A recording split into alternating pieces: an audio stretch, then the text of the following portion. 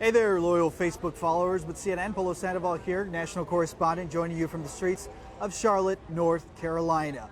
We are joining you online now, hoping to answer maybe some of the questions that we have not been able to tackle, at least get too far into during our broadcast most of the day. I've actually taken a quick break from doing a morning full of live shots to show you more or less what the streets of Charlotte look like.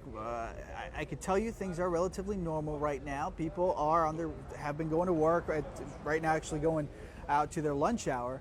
So it's interesting the very sharp difference that we've noticed from what we're noticing right now compared to the situation and what it was like during the overnight hours when what initially started as protests, peaceful protests, quickly changed, quickly spiraled into a very chaotic scene. Call it looting, call it vandalism. There was, of course, a lot of damage on the streets of downtown Charlotte. So as I wait to see some of the questions that you have for us right now, and do forgive me if I don't get to all of them, we get so many that oftentimes it's very difficult to address each and every one of them. But again, if you have a specific question about this story regarding the death of Keith Scott, and of course the fallout that North Carolina, particularly here in Charlotte, has seen, then please let's have some of those questions. In the meantime, let me brief you on what we know at this point.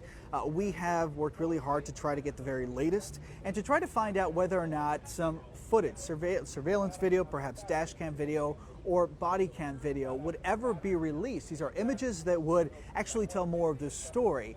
And more of what led up to that shooting earlier this week that led to Mr. Scott's death, which obviously is tragic for many people here, not only his family, but also for the city that is currently reeling to deal with what happened.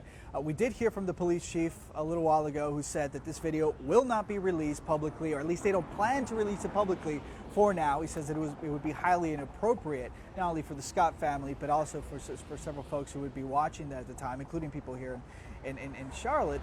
But at the same time, we did hear from city officials who said that they plan on allowing or accommodating some of the members of Mr. Scott's family to be able to see that footage firsthand, because there are so many competing narratives. We have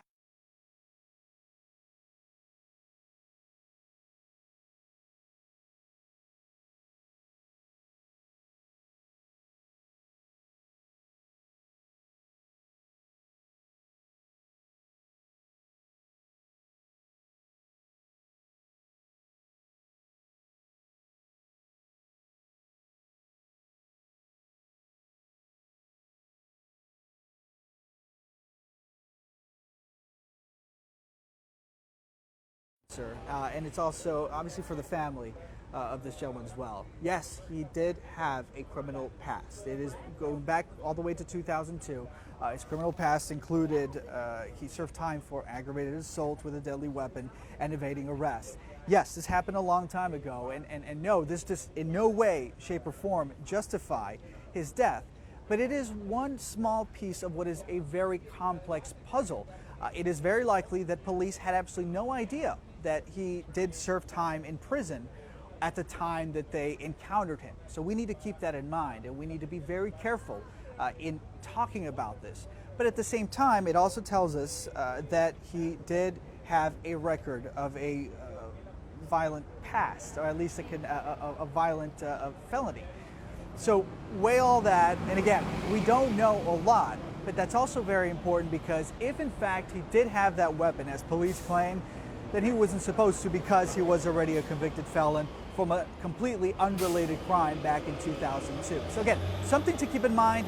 Is it extremely crucial? Is it something that we have to really focus on right now?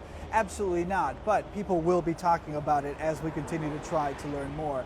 Will there be more protests? Everybody wants to know that. It is very likely that we'll see more demonstrations here on the streets of Charlotte. As a result, we do know that state, local, even some federal officials are getting ready. The National Guard in place now to protect the infrastructure, some of the businesses, some of the government buildings. They want to make sure that things don't spiral out of control again.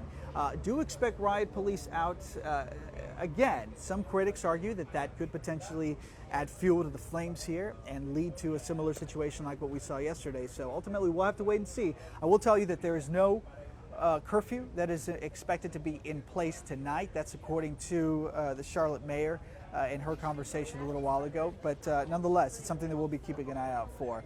So that's one of the questions that I just answered there. Will there be a curfew tonight? Are the Panthers canceling their game? There were rumors that that would actually happen as they go head-to-head with the Minnesota Vikings. However, the NFL and also the teams making it very clear they do not plan to relocate the game, to postpone the game or in any way, shape, or form, because they have made very clear, as well the city has made very clear, that the city is open for business. They do not want this to affect the people who live here, the people who visit this city in any way, shape, or form, particularly for a large sporting event similar to the Panthers games here.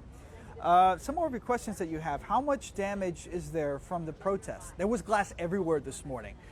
Several of those storefronts were shattered. There were a couple of hotels, some of them very upscale hotels, that were damaged in and around the uptown and downtown Charlotte area. However, the cleanup was done early this morning. Yes, there's still some boards up covering some of those where those windows once were, but the city is relatively back to normal. There are some businesses that told their employees simply stay home.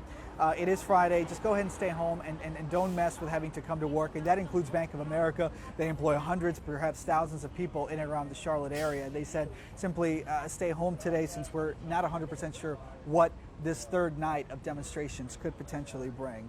Were there any serious injuries from the protests? Yes, there was at least one. This was a civilian on civilian violence that authorities are describing this as. They believe that an individual was shot, possibly in the head, survived in critical condition. Initially, there were some reports from the city that he had actually succumbed to his injuries. However, they later corrected those reports, saying that no, he is still alive and currently fighting for his life. They believe that, again, he was shot by another civilian, not by police. And that's why police officers want to keep that line of communication going, trying to tell people more about what took place last night. It looks quiet behind you all day. Has it been like that all day?